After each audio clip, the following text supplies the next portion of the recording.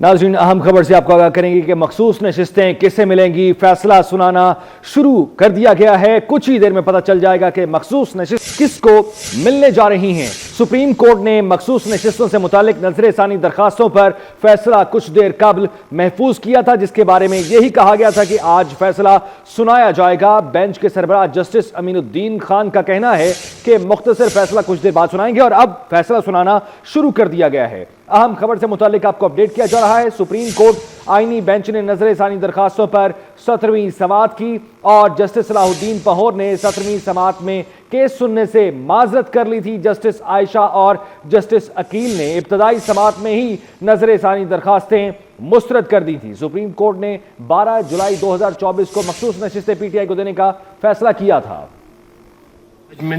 And allowed the review petitions with the rider that since the factual controversy or disputed questions of fact neither could be resolved by the Peshawar High Court nor this court in original or review jurisdiction. Therefore, directions are issued to the ECP to examine and consider the nomination papers / declaration and other relevant documents of all 80 returned candidates by means of de novo exercise with regard to their affiliation and take नाज़रीन, अहम खबर से मुतालिक आपको update कर रहे हैं। मखसूस नशिस्तें किसे मिलेंगी, फैसला सुनाना शुरू कर दिया गया है। सुप्रीम कोर्ट ने मखसूस नशिस्तों से मुतालिक नजर-ए-सानी दरखास्तों पर फैसला महफूज किया था।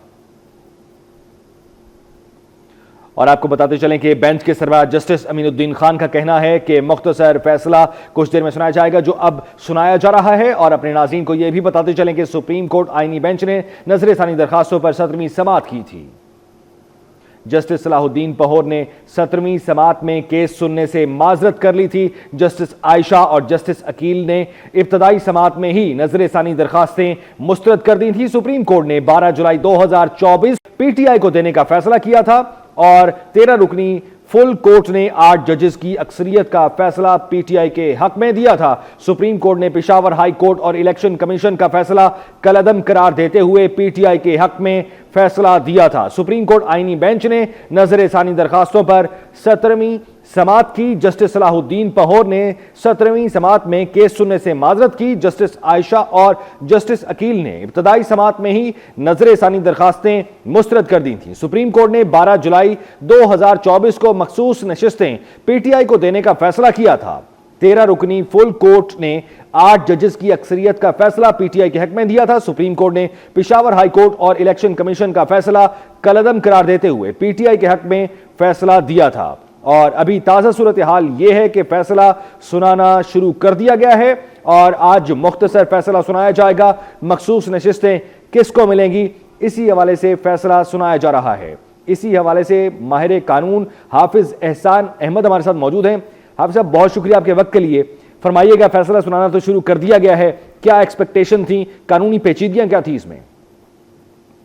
बिस्मिल्लाहिर्रहमानिर्रहीम। आज जो सुप्रीम कोर्ट ऑफ पाकिस्तान ने जो रिव्यू फाइल हुआ था, जिसको इलेक्शन कमीशन ऑफ पाकिस्तान और मुख्तलिफ पोलिटिकल पार्टीज ने सुप्रीम कोर्ट ऑफ पाकिस्तान का जो 12 जुलाई 2024 का एक शॉर्ट ऑर्डर था और उसके बाद एक जो डिटेल ऑर्डर आया था 23 सितंबर 2024 को, उसको रिवर्स कर दिया है। और उसके अंदर लीगल एक्सपेक्टेशंस यही थी, जो कि पाकिस्तान की सुप्रीम कोर्ट ने जब 23 सितंबर या 12 जुलाई की जजमेंट दी थी, तो उसके अंदर सर्टेन ऐसी कॉन्स्टिट्यूशनल या लीगल ऐसी प्रोपोजिशन थी जिसको पाकिस्तान की सुप्रीम कोर्ट ने इग्नोर भी किया, डेविएट भी किया और एक कॉन्स्टिट्यूशनल जुरिसडिक्शन ओवर रीच के अंदर चले गए कि एक ऐसी कंट्रोवर्सी के अंदर गए कि जिसका नाम उन्हें इख्तियार था आर्टिकल 175(2) के नीचे जो जुरिसडिक्शन थी उससे बियॉन्ड चले गए, जो कि आर्टिकल 185 के नीचे प्रोसीडिंग चल रही थी और वहां के ऊपर जाके आर्टिकल 184(3) का इस्तेमाल किया गया और फिर आर्टिकल 187 ऑफ द कॉन्स्टिट्यूशन का किया गया।